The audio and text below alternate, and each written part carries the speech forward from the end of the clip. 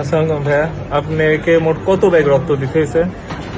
রক্ত মোট লাল ব্যাগ আছে 45 ব্যাগ, আর সাদাটা মনে হয় 12 ব্যাগ না 13 ব্যাগ মতো আছে।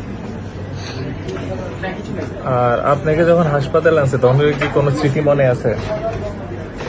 আমার স্মৃতি মনে নেই, তবে প্রথমে একটু যতক্ষণ জ্ঞান ছিল ততক্ষণ দেখছি যে দুইজন উস্কে নিয়ে যেতেছে, ওই অতটুকু একটু মনে আছে। তারপর আবার জ্ঞান হারায় ফেলার পর যখন আবার জ্ঞান ফিরছে তখন দেখলাম পেন টেন কাটতেছে আলোকে ডাক্তার। আপনাকে কি লাইফ সাপোর্টে রাখতে হয়েছে?